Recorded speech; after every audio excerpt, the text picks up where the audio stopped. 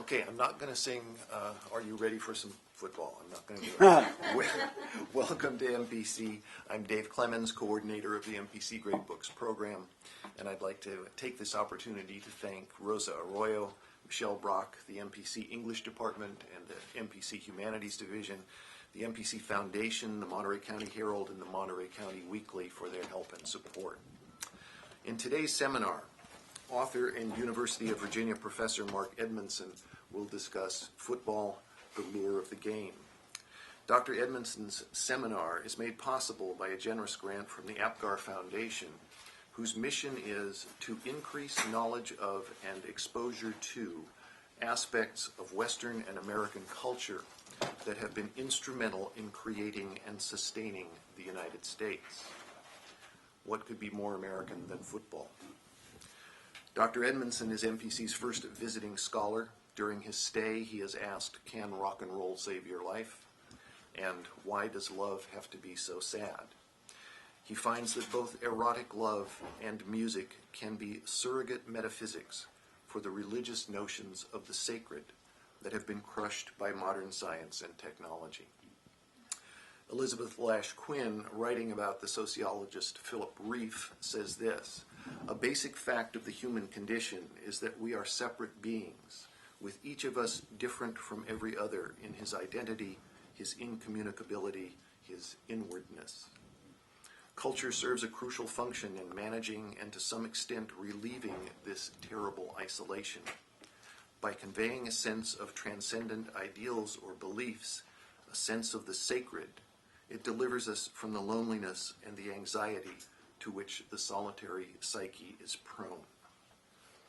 So football and some other sports provide a sense of order and recurrence through time, alleviating, at least momentarily, the corrosive sense that life is random. Mark will continue these thoughts, I think. Please welcome. Thank you, David. Pleasure to be here. So this is a little section from a book about football. Very short book. And I don't know what the title of it is yet. I'm just at the very early stages. But one idea I have comes out of a quotation from a writer named Mary McGrory. And the quotation runs something like this: baseball is what we used to be, football is what we have become. Baseball is what we used to be, football is what we have become. And so the provisional title of this short book is Football is What We Have Become. Football is what we have become. This is the third chapter of the book, a very short section from the third chapter of the book, and it deals with the question of patriotism. Okay, the book overall deals with 4 values that football is supposed to stimulate in people, right? And it also deals with their downside or their dark side. And those 4 values are, as I'm seeing it now, character, courage, manliness, and patriotism. Right? And it's my view, for what it's worth, that football does help develop these particular, by and large, admirable characteristics in people. But at the same time, even as it does so, it creates dark possibilities. So that courage, which I think football stimulates, can quickly slide into brutality, right? And character, which I think football stimulates, can make people a little bit too robotic and monolithic and unresponsive to alternative ways of thinking about the world and alternative feelings that they might have coursing through themselves. So 4 qualities that I think we all just about value: character, courage, patriotism, and manliness. That's a little bit more equivocally valued, I suppose. And also a willingness to look skeptically at the dark side of those values, which I believe, particularly in contemporary American culture, are quite prominent and often unacknowledged. What I'm going to talk about here is the relationship between football and the military, and I'm going to spend some time implicitly praising the kind of early training I got as a football player and football players get, which is very much modeled on military training. If I understand military training correctly, I've never been in the military. And then I'm going to reflect a little bit in a more critical way about how often in America now we turn away from politics, which are really complicated and distressing sometimes, and turn, when we want to exercise our patriotic sentiments, in the direction of sports. Right? So that sports is you can let these guys in if you want to. So I want to think about sports as a surrogate world where you get to feel patriotic and admire heroic activity in a really uncomplicated and simple kind of way, over and against current wars, where you have before you really complicated, equivocal forms of heroism, right? And the point that I'm going to end on, just to let you know, is something that happened very recently. The New York Giants, as you know, won the most recent Super Bowl. And when the New York Giants finished winning the Super Bowl, they were given, by Michael Bloomberg, what every conquering force wants, a parade through the canyons of Wall Street. And as they were doing that, as they're getting ready to do that, everybody's really happy. The Giants won. You know, they upset the Patriots. I guess it was an upset. It was. That's really fantastic. That's really great. But there's one little constituency that wasn't happy. The Iraq War veterans. And they said, hey, where's my parade? Right? That's, what about us? Why not us? And Bloomberg had a kind of, what seemed to me, kind of sidewinder answers to that question. But I think one of the answers is it would have made a lot of Americans, and particularly New Yorkers, where there's a lot of complex thinking about the war, really uncomfortable and confused. So it was easier to have a kind of patriotic, heroic rally that featured football players than it was to have a patriotic, heroic rally that featured patriots and heroes. And I say this not like I hate football, I hate manliness, courage. I love all that stuff. But I want to get into the complications that are involved with this particular American ritual, which I think is fair enough to say is America's game, right? Do you want to have a seat, or do you want to? It's easier to bug out if You can even have this green one, which is. Well, my students were coming too, but that's okay. They didn't make it. Or That's maybe they're going to make it. That's all right. So as I say, I love football. I think it's a wonderful game. But I do think it's our central American cultural ritual, and it plays a role in our culture that is analogous to, but not identical to. Okay, this is important. The stadium culture of the Roman Empire. Right? Now, the stadium culture of the Roman Empire, which took place in the Colosseum, involved struggle, strife, battle, right? But it was for keeps. Those gladiators killed each other. Those beasts were slaughtered, right? How many Christians and under what terms they died in the Colosseum is a matter of great scholarly debate. But nonetheless, what was at stake in the Colosseum was absolutely life and death. Most of the gladiators who stood on the floor did not survive, right? But there's still, we watch football in stadiums. It is a violent game. It does bring everybody together. The cheers and the screaming and the yelling for extraordinarily beautiful, violent movement. I use Yeats's term, tragic joy. They're relevant to both of these enterprises. And I think, and this is something I haven't really covered deeply yet, there's something about empires that is drawn to colosseums and spectacles. And there's a way in which an empire affirms itself and maybe heals some of its contradictions temporarily through the use of Colosseum spectacle. There's a big difference between an imperial empire like Rome and a democratic empire like America that's constantly doubting its empire status and is always saying, well, we ain't what we used to be, and et cetera, et cetera. But I do think that there's something to be said about the relationship between this particular game and empire. I sort of end the book by imagining what it might be like 50 years from now when America is potentially, a much more modest place, right, where our economy really has geared down, where our military might really has been undermined, where our great wealth really has kind of fallen away, and we're much like a European country. And that's the best of it, right? It's kind of a social democratic country. And it's really hard to imagine in that world people going out and screaming about a football game. You know, it would be soccer is the sport. I have to talk about this a little bit. Why soccer is the sport of Europe and football is the sport of America. It's kind of an interesting sort of thing. And I was trying to think, like, how would I feel if that happened? Not that, like, my vote is the major vote that's going to decide this or not. My thought was that, you know, I'd be really mixed about it.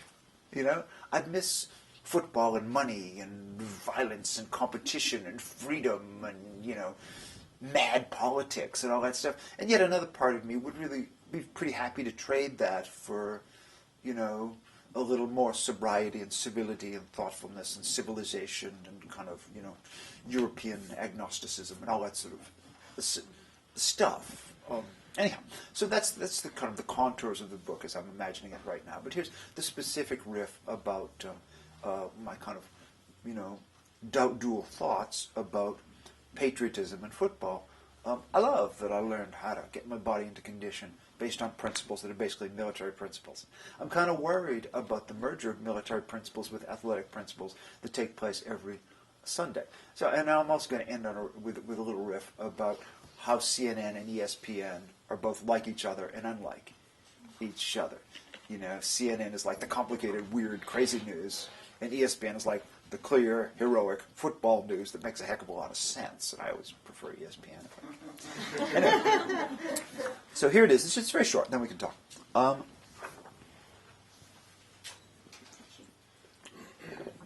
During my senior year in high school, this is 1969, I played football with a number of guys who were contemplating war.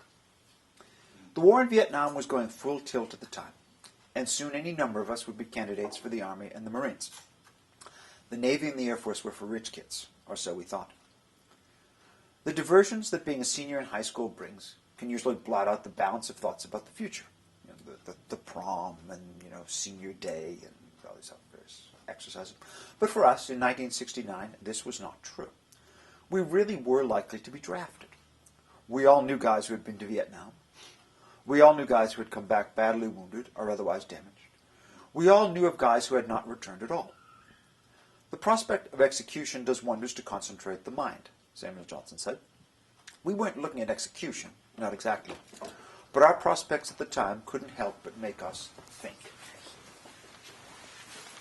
Go ahead, have a seat. It was plain to all of us, even the least percipient, that we were getting a form of pre-military training out there in the practice field behind the Hormel Stadium bleachers. You can still run out the door if you don't like it. It's okay. It's okay. I just looked the other way. At the beginning of practice, we lined up in rows, much like soldiers, and we did what were called Alabama quick calisthenics. At a signal, we all thrust our right forearms out and hollered the word beat. We retracted the right forearm, then thrust forward the left, calling out the name of the team we'd be playing that week. Beat Somerville. Beat Malden. Beat Everett. Beat Revere. Then we went on to a sequence of other brisk, jerky movements with accompanying chants. Sometimes we'd excise beat and replace it with kill. Kill Somerville. Kill Malden. Kill Everett. The coaches nodded their approval. At the end of the practice, we'd line up again and undergo conditioning drills.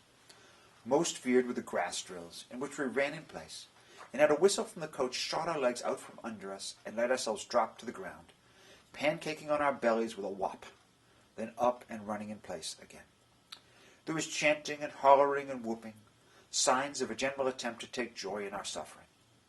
The soldier suffered the rigors of conditioning for his country. We suffered for our team and our school.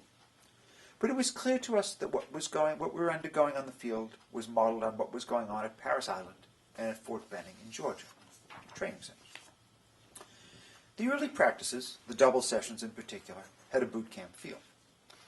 Much like the Marine recruits in basic training, we were struggling to make it.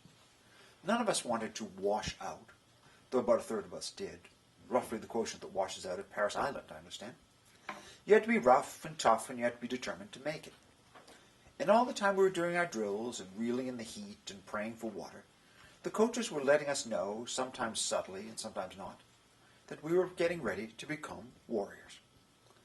The coach who clinched this idea most often was our junior year backfield coach, Henry Cutting. Cutting had been a Marine, had been to Vietnam, and, word had it, had been badly wounded, shrapnel in his back and thighs. Cutting had clearly adapted his persona from that of a Marine drill instructor. He was constantly getting up into our helmets and bawling out commands and injunctions. He roared at you at about 1,000,000 decibels. His philosophy of football wasn't based on strategy and technique, but on hustle, which he referred to as hus. When we showed hus, he commended us vehemently. When we pushed the needle into the zone of extra hus, he was capable of ecstasy. To Cutting, the game was all about conditioning, attitude, effort, and desire. Hus and extra hus. Have a seat. And of course, it was all about the team. Just as, when he was in the Marines, it had been all about the Corps. On Cutting's football team, there were no individuals. There was only the group. O.D., Joe O'Donnell, another of our coaches, a thoroughbred himself, loved the talented. He held himself like an aristocrat and seemed to believe in the hegemony of the best. Not Cutting. On his football team, as in his Marines, there were no individuals. You won by forming a tightly disciplined unit of guys who sweat and strive together, and in a pinch would do anything for each other. This is how Marines survived in Vietnam and had been surviving since the beginning. All for one, one for all, the group before everything. Cutting never had to come out and state the equation between his football team and his Marines. We all understood it. It was part of what we were learning as Medford Mustangs. It's no news that football values and military values seem to fuse together pretty smoothly. Football is as close to war as a game can be without sliding over into war pure and simple. For my money, boxing does slide over into war pure and simple. Joyce Carol Oates has a great line about this, which I think just completely nails it. She says, you'll sense the punchline right away. You play basketball, you play football, you play hockey. Nobody plays boxing. Football is as close to war as a game can be without sliding over into war pure and simple. There's something military about the life of the football player. The whole process of trying out and making it through practice and getting a place on the team is a direct reflection of military induction. The devotion to team, responsiveness to coaches, commitment to discipline and duty, those values have a military aura. So it's not surprising to go to a football game and see that the marching band is a military band and that a color guard representing all the services will stand at the 50-yard line while the national anthem sounds. It's not a shock that they'll unfold a massive American flag at halftime and that Navy jets will streak overhead. It's not unexpected that the military and naval academies will face off every year, most dramatically, not on a soccer field or across a chessboard, but in a football game. Football is a military game. Football is a patriotic game. Football equals patriotism. Patriotism equals football. What more is there to say? Well, maybe there is something more. Football, we've said, resembles war. But what kind of war exactly? To start with, football resembles the kind of war in which you can see your opponent and grapple with him one-to-one. There's a sort of crude technology in play. You have to aim the ball, you have to throw it. But most of the combat in football is hand-to-hand. You look into your opponent's eyes, albeit through his face mask, and he looks into yours. You match strength to strength. Football evokes war. Yes, but football evokes a kind of war in which you can readily see your opponent and go at him directly. Football smacks of the kind of combat that might have taken place in the American Civil War, or in the struggles between the cavalry and the Indian tribes. Football is also a personal sort of war. In the American Civil War, the high-ranking officers on both sides knew each other. Often they'd been to West Point together.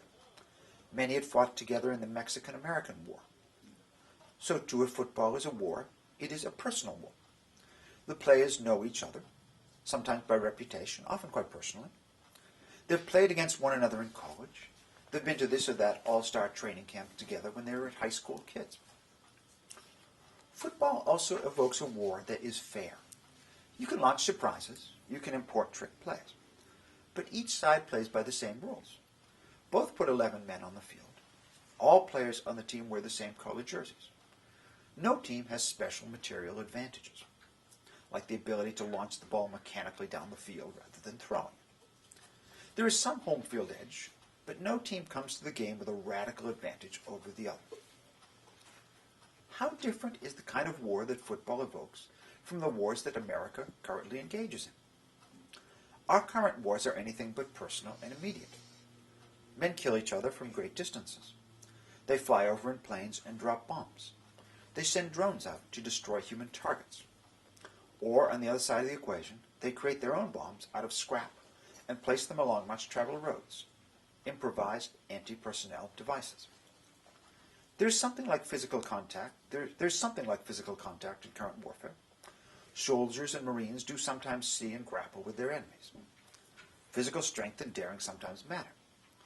But frequently, war is fought from afar. The average American infantryman, by my understanding, someone may correct me on this, now carries a rifle that can kill an adversary who is a mile away. War is no longer personal and immediate. The American warrior now rarely sees the face of his foe. It is difficult, too, for him to know who is the enemy and who is not. There are no jerseys. There are no clearly demarcated teams. The enemy is surely the sniper aiming down from a minaret. But it may also be the middle-aged woman approaching a checkpoint with a belt full of TNT and ball bearings cinched around her waist. Nor is current war in any sporting sense fair.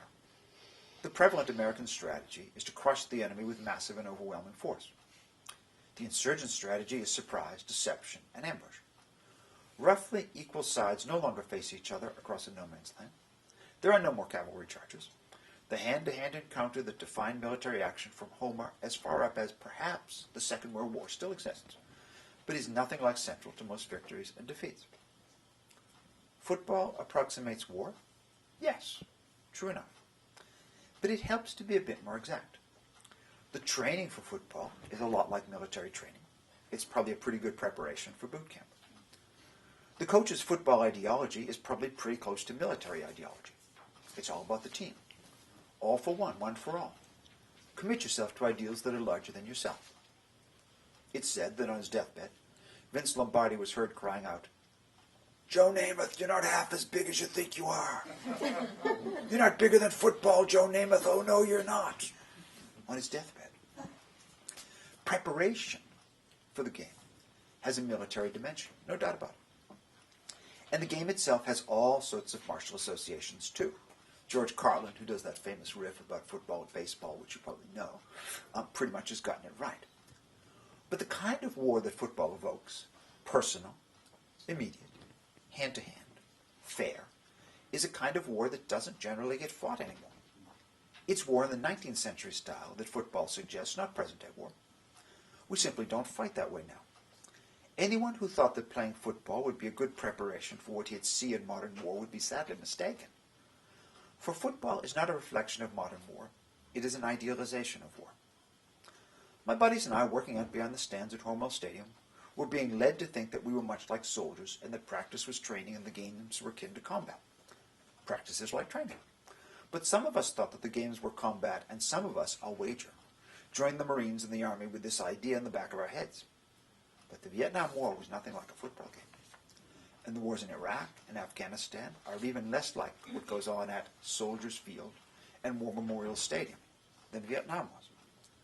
Just so, any viewer, somebody watches football on TV or elsewhere, any viewer who takes the equation between what's happening at the stadium and what's happening in the Middle East at face value is fooling himself. In American culture, football and the military are in a rather questionable symbiotic relationship.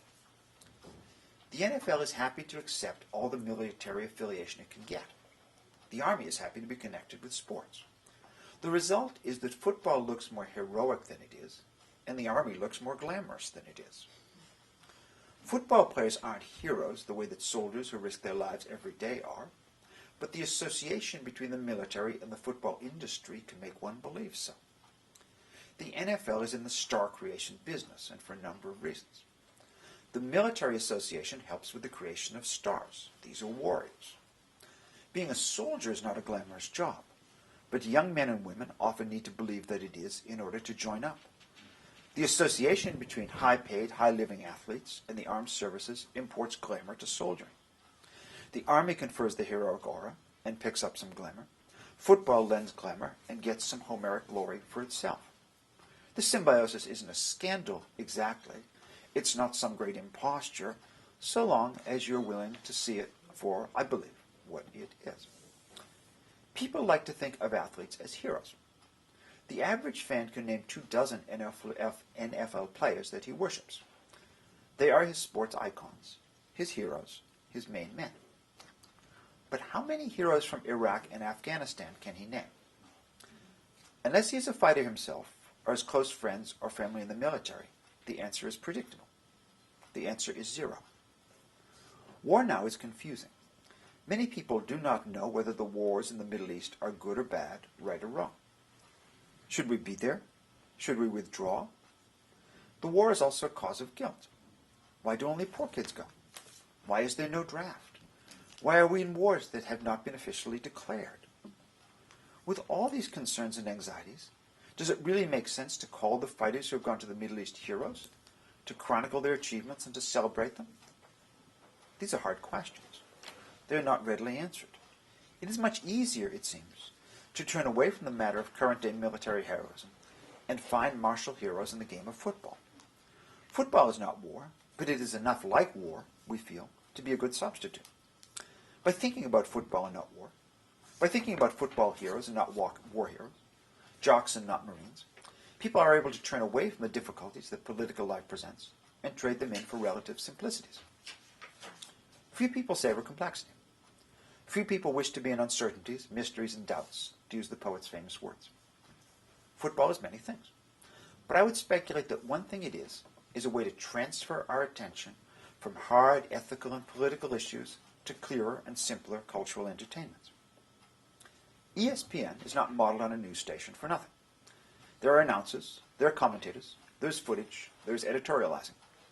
Men pontificate, and sometimes women come on to join them. The structures of sports news and news proper are almost identical. But ESPN is not news. Rather, it is a substitute for the news. It is sports news. News with the complexity and pain displaced and domesticated. Sports are symbolic action. They interpret life. ESPN deals with interpretations of life, dramatic simplifications of experience that hold us at one remove from life.